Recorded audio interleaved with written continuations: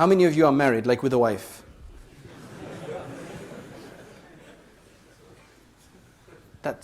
No, I'm serious. Like, how many of you are married? Like, put your hands up. I mean, aren't you proud of it? What's wrong with you? Okay, all right. Jazakallah khair.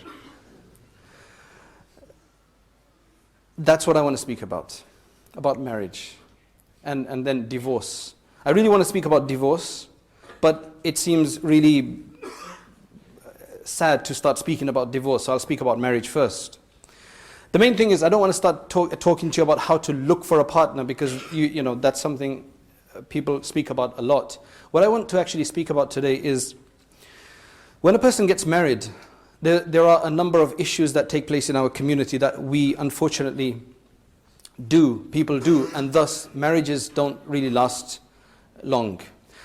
They say, statistically speaking, that less people are remaining within marriages of those who actually get married. Which is a sad case. There could be a number of reasons for that. It doesn't mean that all marriages were very happy before. We have to allow for the fact that earlier on there was greater pressure for the husband or the wife to remain within the marriage despite absolutely hating it, right? The Sharia has given an outlet of divorce. It's the worst of things that you can do, but it is there. It's there and it's done. The problem with our community is that we don't know how to deal with divorce. So normally women who are divorced have a stigma attached to them, right? Nobody wants to get married to them. And if you ask a girl, why are you divorced? There's a normal story that they tell. He was seeing somebody else. And I'm telling you this from experience. I've seen this in about 2 cases where that was not the case. The husband wasn't seeing somebody else. But a divorced girl, she has to make an excuse. And the best excuse she can make is he was seeing somebody else. But that's bad, because then that's slandering somebody else. That's making up, that's fabricating a lie about somebody else. We just don't know how to deal with divorced women. Many women in our community are depressed. And I'm talking about a community that I'm working with. There are women, somebody's sister, somebody's daughter, they're depressed to such a degree that they just sit in the house after they've been divorced. And they don't do anything. They're absolutely depressed. They do not know how to deal with it. And they're sitting there for 7, 8, 9, 10 years. Men get depressed as well, but women get more depressed. They have a greater propensity to become depressed because they have greater emotions. Firstly, let us start again. I'm not here to speak about women's depression. The point here is that once a person gets married, there are a few things that we need to realize. And what that is, for example, one needs to, after doing the istikhara and the mashwara, after asking Allah subhanahu wa ta'ala, after consulting with our respected elders and other people in your community and so on and so forth, then when a person does get married, it doesn't mean that your job and your responsibility has now ended, that you've made istikhara and that you've made mashwara and now it has to go well regardless of how you roll the dice. Nothing works by magic. People have to invest a lot of energy in a marriage, especially at the beginning, to start a relationship, to understand each other. There's to score points. I really believe that scoring points in a marriage is a very important aspect. I'll get to that soon. For example, what I'm saying is that if you get married and then you want to continue with the same lifestyle that you've been practicing before marriage, then it's most likely not going to work. The person you've got married to is not something you just bought and it's just there like an inanimate object. It's a human being that has thoughts just like you do, has emotions, has feelings, has desire, has need, and these need to be met. And you cannot continue to go out with your friends, for example. There are some people who insist on going out with friends as they used to beforehand. These are people who have a number of friends and they're always going out with them. Now the poor wife, she's waiting waiting on a Saturday night when they're supposed to be together, and he's out with his friends. And this starts from the 2nd week sometimes, or the 3rd week, or even the 1st week sometimes. This happens less frequently with women. They have another problem. There's another issue with women which I'll deal with that really aggravates a marriage. For example, recently there was a couple that just got married. They went to Turkey on their honeymoon. both, mashallah, religious to a certain degree, practicing to a certain degree.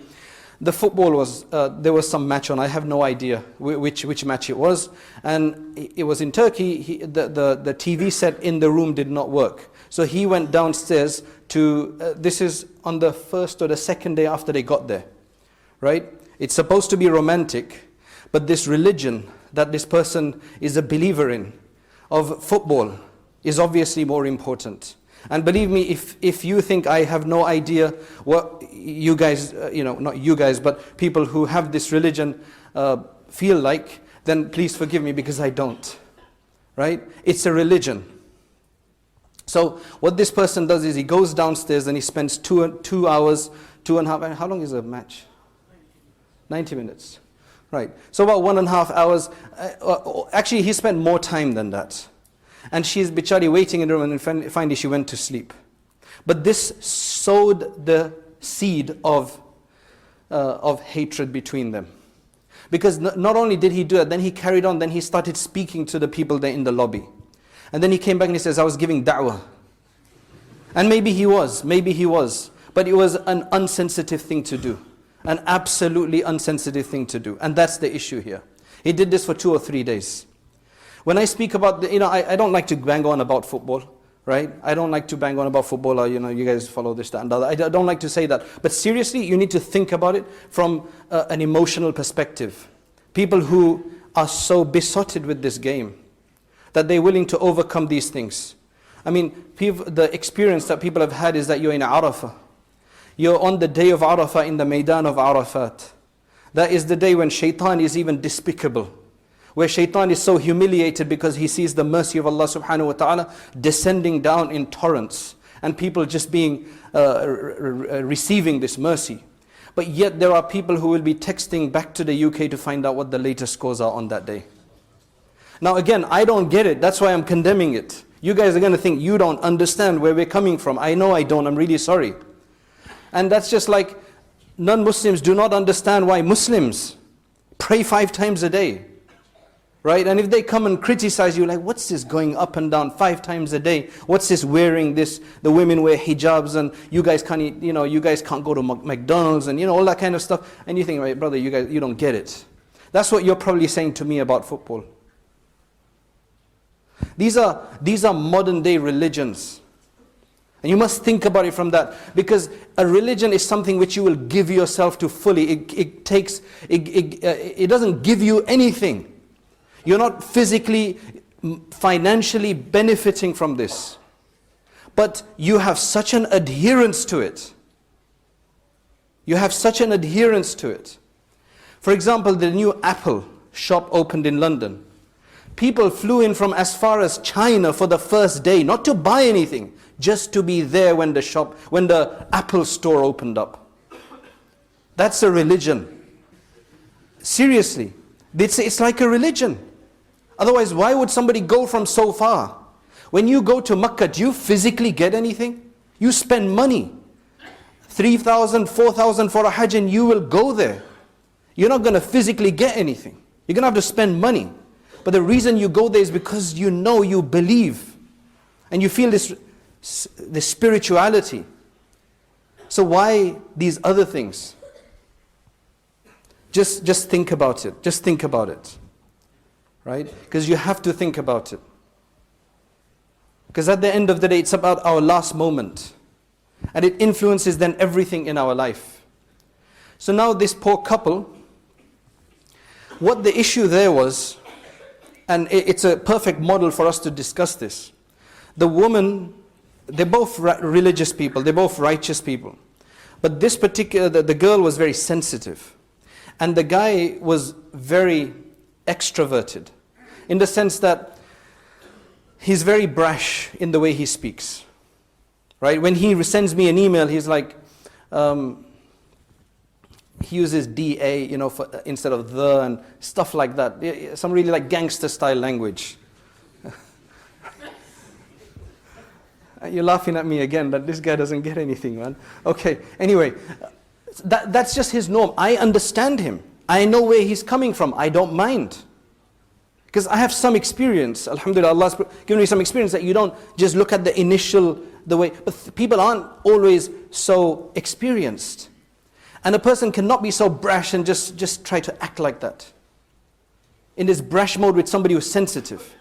Of course, the sensitive person needs to loosen up a bit. But it's easier for the other person to understand that somebody is sensitive, so take it easy. Not everybody understands me the way my friends do. And now this marriage is broken. Now this marriage is broken. And then when marriages break, there becomes another issue. This is not the reason why the marriage broke. There are also other reasons. In the beginning, what the woman's side of it is, what happens with women is that in some cases they're very attached to their families. Their sisters and their mother, very attached. And day by day they give them an update on what they did. And take this as advice, do not do that. Live it for yourself. Yes, if you've got an issue that you cannot deal with, then bring your family into it. Otherwise, your family will be governing your marriage. And your family doesn't know how to govern your marriage, especially in England. The reason is that if you go back to the villages, everybody had a very similar mindset. There was a social way of thinking that everybody shared. Because it was such a tribal kind of mentality that we had, where you would expect this kind of thing to happen. But come nowadays, everybody is an individualist. It's sad, because people think different than their parents. Especially when you've got a generation gap. That parents are from another country or originally from another country. They're immigrants and the offspring are not. The next generation are not. If you start telling them every day, this is what we did, this is what they were going to give you pointers. They're not going to remain silent. They're going to say, no, but you should do this, you should do this. Now you're not acting by yourself. You're not trying to be yourself anymore. You're trying to be somebody else. And this messes it up because you're not original to yourself. The husband doesn't know how to deal with it. He's confused. Are you you? Are you somebody else? I thought you were like this, but no, I can hear something else coming through. He doesn't know that it's the influences from the family. Some parents are so possessive. They want to know everything, including what happens in the bedroom. Wallahi. Seriously. It's true. They want to know what happens there, or the girls have no problem in sharing that. And everything is governed. The worst of the people that you can bring in at this point in time when there's no problem is sometimes your parents like this. Do it yourself. Yes, if you've got a problem, try to deal with it yourself. Ask Allah, try to deal. Because initially, after the romantic period of a marriage is over, the first month, 2 months, 3 months, as long as it is, it's unique. Then there will be some issues. But you can easily learn to overcome them in most cases. In some cases, there's an absolute incompatibility. So it doesn't work out. But in most cases, it can be dealt with. But yes, if you've tried your best and it's not working out, then get them involved. Absolutely. We're not saying do it alone. Get them involved. But when girls have too much attachment to their family, and they're not willing to give themselves to their husband, then they will not get their husband either. Likewise, if the guys have too much attachment to whatever else that they're doing, because literally what one guy did, I go gym, I go this, I do this, and he just wanted to fit her in somewhere. And he's saying, okay, you have to go and do the shopping while I go do gym. Right? Because I want to become a millionaire. I'm not joking, this is normal. This is absolutely true. I want to become a millionaire, you have to help me. So his routine remained the absolute same before and after marriage. The only thing that was different was that he'd done up his room. Right? And now the girl is saying that no, my family has always shopped together, so I want to do that. You have to shop with me. Which I think is also wrong. It doesn't matter if your family shop together. It's not like a sunnah to shop together or something, right? So you've got each side now pulling. The reason for that is both sides are not trying to understand the other. Each one is trying to impose their understanding. It's literally like your wife cooks you biryani for the first time. You don't like it because you like your mum's biryani more. So you're insisting to her that no, you have to learn according to my mum. Which is fine, you could do that, but just take your time. Just do some sabr. Let her build her confidence. Then organize where she can learn from your mother. she'll know how to do 2 biryanis then. Right? But don't do it in the beginning. It's just about being sensitive about these things. We try to rush in, we try to change them, and the Prophet ﷺ mentioned the hadith which I'd read so many times before, but it's only after you get married that you really understand it. The Prophet ﷺ said that the woman is created from the rib. And of the ribs, the highest, the uppermost one, which is the most crooked. Right? It's a fact. That's what the hadith mentions. And the Prophet ﷺ said, if you try to straighten it, you will break it. Because you can't straighten a rib. Right? You will break it. You need to benefit from it despite this crookedness. And believe me, that's where the pleasure is. That's where the pleasure is. In dealing with this. You cannot have a perfect person, and neither are you a perfect person. Nobody is a perfect person. Initially, even when people are dating, they act their best. They act their best, they act very formally, they really behave, right? So normally people say you need to date to be able to understand somebody. Like how long are you going to do that for? Because what's going to happen is normally when you date somebody, as people do, people act all formal and good and in their behavior. Then what happens is if they fail and one of their weaknesses becomes exposed, then the person says, well, I'm not interested in you anymore, because there's no commitment. So you don't have to make it work, you just say, forget it. The benefit about marriage is that when you discover a weakness, if you're wise enough and you've been told that there are weaknesses that people have and nobody's perfect, you will try to overcome that weakness and say, well, even somebody else would have a weakness. That's why the Prophet ﷺ said something else here. If you dislike something of her, then look at the points that you would like, because there has to be some positives. So focus on the positives. This is in any relationship, especially in marriage, because you can't hire and fire here. It's not that easy. And culture makes it even worse to get married. It's very difficult. So it's about, the point I'm trying to make here is about the sensitivity. It's about the sensitivity aspect. Another thing.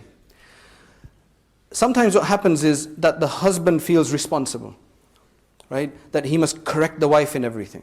And sometimes, as in one case I saw, the wife was more learned. She was an alima and the husband wasn't. But he wanted to marry an alima so that she could teach him, right? I don't, and I think he even said that to her, and I don't think you should do that, right? I don't think you should do that. It really depends on the person, because every person, and not all alimas are the same. Alimas are human beings, they're just women, right, with some knowledge, right? Just like alims are human beings with knowledge, but then they have an individual human trait that everybody has. So you can't blame alimas for what one alima does, and you can't blame doctors for what one doctor, and one alim for what, all alims for what one alim does. So you have to remember that. What happened is, they were in the shopping, in the supermarket. He has a friend whose wife works there, and she's got a discount card. Right now, in most places like Sainsbury's, I know this because somebody told me about it. You get an employee card. You can only use it for yourself and your own family. You can't let a friend use it. You get a 10% discount apparently. But this other supermarket, I won't mention it because you might want to go and work there, right? Is friends and family. So it's family and friends. She didn't know that. So they did their first shopping, and he said, hold on, let me call up my friend, see if his wife's here, we can, get a 10% discount, right? So she said, haram. In the middle of the store, she said, haram, we can't do this. Naja is not permissible. And is that the way to deal with it? When you're in your marriage, if the other person has a bad habit, the way to correct them would be with wisdom, with love and affection. It's not to just make a point. You can't correct anybody like that. Except in very limited situations, circumstances. So what does this make it? In the middle of the store. So I said, what did you do then? He said, well, I just walked out afterwards. I just didn't know what to say. She was doing right in the sense that she thought she was doing right. Later they discovered that well, he knew, but she jumped to conclusions. So you have to be very careful about these things. You just have to take it easy.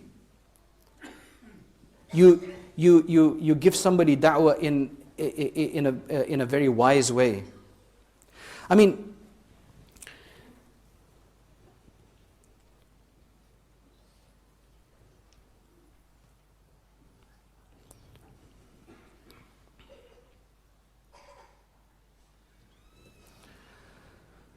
for the women, Maulana Akram Nadwi from Oxford, he's done a lot of research on female scholarship, Muhaddithat it's called. He's written an introduction to the many volumes that discuss the biographies of the female scholars. And what he's done is he's written an introduction to this series. And in there, what it mentions is that after reading the lives of all of these great scholars, right, all of these great muhaddithat, I'll give you an example. Sa'id ibn al-Musayyib was a great tabi'i. His daughter had studied, she was very beautiful, she had studied under him. And many came to ask for her hand in marriage, including the Khalif, I think Abdul Malik ibn Marwan. But he refused everybody. Finally, he had her marry one of his students, a very humble, quiet kind of student. So they got married. A day later or something, he got up in the morning, put on his clothing, his shawl, and he was about to go outside. And she said, "Where are you going?" He said, "I'm going to dars, I'm going to study." He said, take your cloak off. I'll teach you everything that Sa'id ibn al-Musayyib can teach you. I'll teach you the dars. So you had women like that in history. Right? However, what Sheikh Akram Nadwi says is that after reading the lives of all of these people, you will never find that despite all this great knowledge that they had, that they ever acted like what we could call modern day feminists and refused to do certain works that are understood to be the domain of the wife and call for a certain type of equality which is a bit strange to most Muslim households. Both sides are to be blamed, and that's the problem. Both sides are to be blamed. You got this from both sides. I mean, again, just another thing that comes to mind for our women out there. If you act aggressive, you will not score any points. The reason why you will not score any points is because aggression, harshness, that attitude is a masculine attitude. And your husband has married you as a woman for your femininity, not for your feminism. And you have to make that distinction. Be feminine. Don't be negative feminists. Positive feminists is where absolutely their rights are being downtrodden, their rights are being abused, and you need to get your rights. I can understand that. But remember, the secret for a woman in her marriage is her femininity, is the love, the compassion, the affection that she shows. You will be able to overcome your husband like that more effectively than with aggression. Of course, there are exceptions to this. There are exceptions to everything. So you mustn't say that, I'm saying to even those who are absolutely being abused and the husband is an absolutely unsensitive, rough, violent, abusive individual who doesn't even understand compassion. There are people of that nature. Because you get you get emails from women, every time I come in the house I have to avoid my father. I have to avoid my father because we just cannot hold a conversation. Everything ends up in me being told off about something. And I've come in sometimes the house and he's hit my head to the door.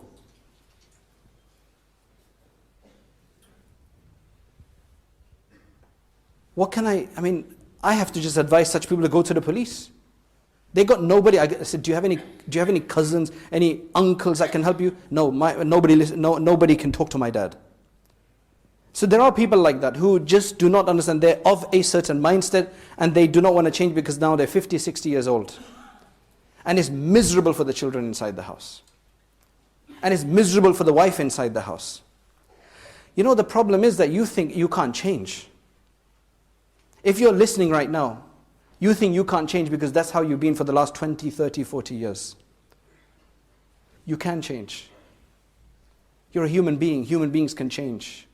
People can go from being an absolute kafir in Allah to becoming one of the greatest and most pious people. So why can't you change? You need to just do the right thing. You need to speak to ulama and you need to speak to some decent counselors. It works.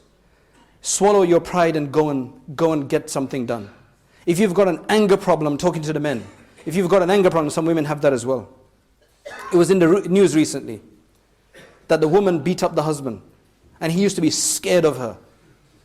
And you know, she finally killed him. And the reason why she killed him was over what to watch on TV. He wanted to watch something, she wanted to watch something else. It was an argument and I don't know what she done. She stabbed him in the knee or something like that. It was on the BBC just a month ago. So it does happen the other way around, but not as frequently. Men are normally the culprits in this. If you've got a problem, go get some help. You can get some help. And those who are studying in universities and places, one of the things that you can start thinking about is to learn counseling, to study counseling. The women who are going and doing all sorts of other funny things, arts, all sorts of strange things, go, that's one field that you need to be in, because we need women counselors. We need male counselors, Muslims who understand, who have some righteousness. We need these things. It's very important. So when I speak to the women, is be feminine. Don't try to be masculine because you won't be respected. They've done studies right now that even women in the workforce, women on boards, women in companies, do they get more credit for being masculine, or are they there for their femininity? What's more respect? They've done studies of this nature because it's a recent phenomenon that so many women are in the workforce. So they've been studying these things. And what's appreciated is the femininity. One needs to realize that. When you start acting away from your role, then there will be problems. There will be issues.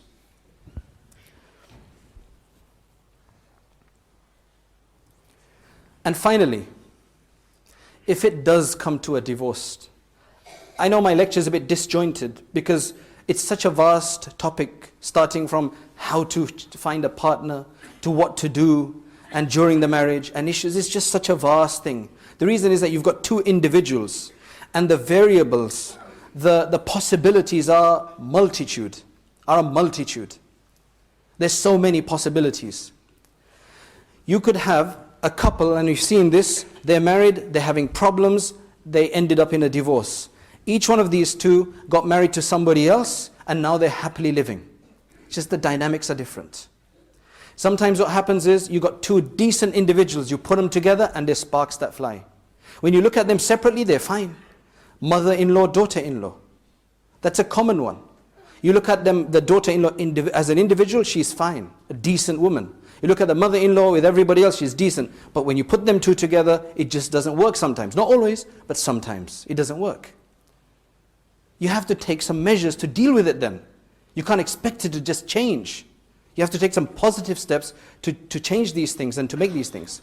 So, as I said, my lecture is probably disjointed in the sense I've spoken about many different things, but the one thing that I want to speak about, which is probably the thing that hurts me most, because what happens is, two things. One is, in the last few months, right, and I can say this for any set of months, I would have probably received, and I'm sure the other ulama would have probably received the same thing, that somebody calls up and says, I've got something to talk to you about. What is it? And now I can even guess what they're going to speak about. I divorced my wife. I said, what did you say? I said, talaq, talaq, talaq. Right? They know what they've done wrong because they've got a fatwa from someone else, but they're finding, they're asking different people. Right? And basically what I'm talking about is the 3 divorces. So I asked them, I said, why did you divorce 3 times? He said, that's what I thought you had to do. I'm thinking, subhanallah, you think Allah is so weak that He one divorce isn't strong enough to do what you have to do? That you have to use 3? Like Allah didn't make one divorce strong enough? And they do 3. Then the excuses people come up with. I'm not very religious, I don't really practice myself. Where did you come up with 3 then? Like 3, where do you get the magic number 3? Why wasn't it 1, 2, 20 million? Like if you really wanted, you were very angry, like 1 million divorces. I can understand that. But where do you get 3, the magic number? 1 would have done it. Once I was driving with somebody in Philadelphia. He was taking me from the airport to the program, and I was talking to him, and he says, yeah, I got divorced, and we divorced. And I said, how many divorces? Because he felt like he liked her. So I was like, okay, maybe I can help to try to. So I said, how many divorces have you given? He says, 1. I said, okay, mashallah, that's very good. Do I need to give some more? Have I done it right? Shall I give the other 2? I said, no, brother. 1 is sufficient. 1 is sufficient. People have this major misunderstanding, and I'm telling you, just yesterday, literally somebody, I've never seen him before, he comes to me after Asr, I want to speak to you, I've got a problem, and he started telling me some long story right from about 10 years ago. I said, brother, what is your question? Because he's not telling you, they start off with a long story and you have to listen to everything, but at least if you know what the question is, the story will start making some more sense to you. So I said, what's your question? So again, he starts from about like 2 months ago. Like, no, just give me your question first. Okay, I divorced my wife. I said, talaq, talaq, talaq.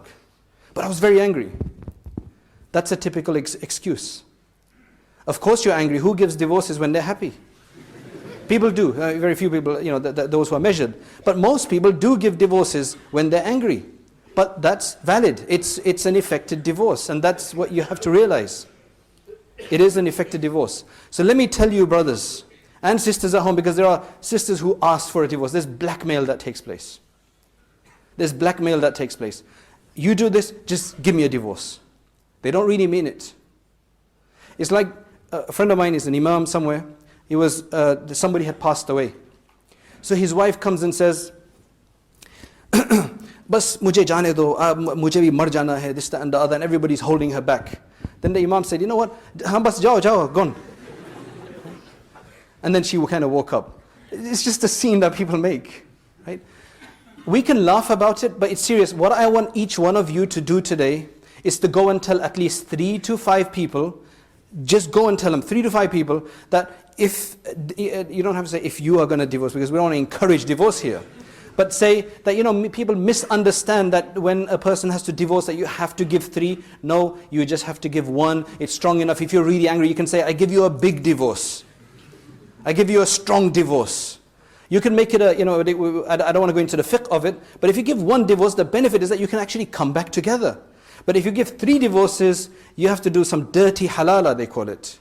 Right? She has to get married to somebody else, they have to consummate marriage, and it gets really dirty, and you don't want to do that. Like yesterday, the guy said, we're ready to do halala. Brother, you want me to do something haram for you? You want me to advise you on something haram? I mean, I sent him to some Farsi-speaking alim. I said, let him deal with you. Right? It's really sad. It's really sad. Right? And these are happening. I'm telling you. They tell you we're ignorant. We don't know our religion. So how do you know about 3? I just don't get that. It's really sad.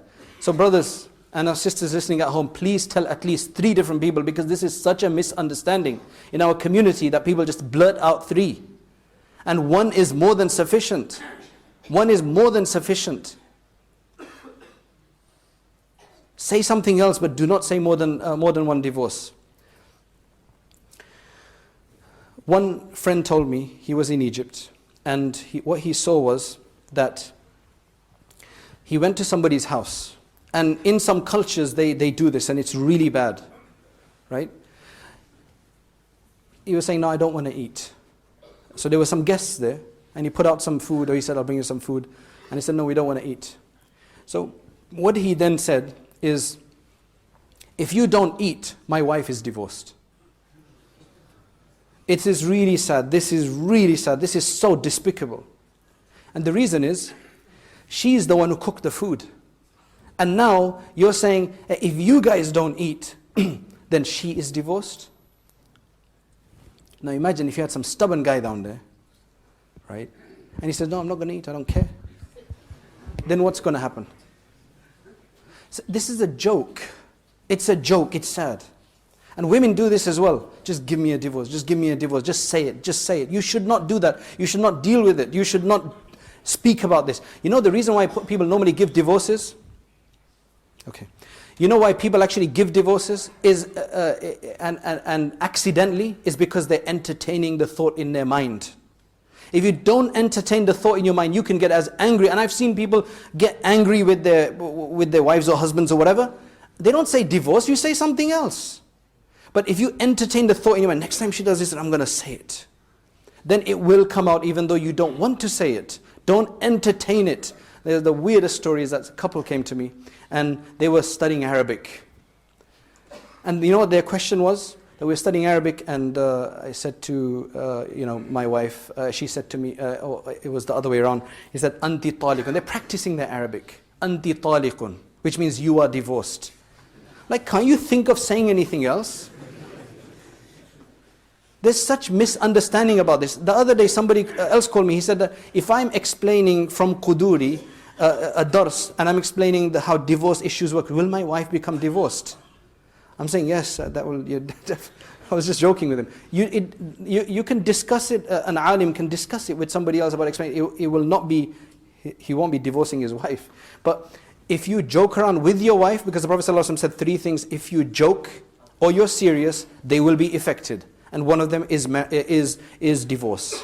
So you do not say it even for a joke. And the way you can abstain from saying it accidentally is by not entertaining it in your mind. Right? May Allah subhanahu wa ta'ala give you and I all the tawfiq to preserve our marriages, enhance them, because the one person that is going to be with you in paradise is going to be your spouse.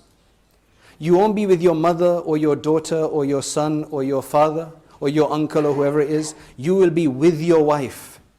You won't be with your girlfriend or boyfriend for that matter. If we're even in paradise for that. But you will be with your spouse. Subhanallah. Make it go well. Make it go well. May Allah give us all the tawfiq that we both can enter into Jannatul Firdaus. Both us and our spouses. And may Allah subhanahu wa ta'ala give us tawfiq wa akhiru da'wana.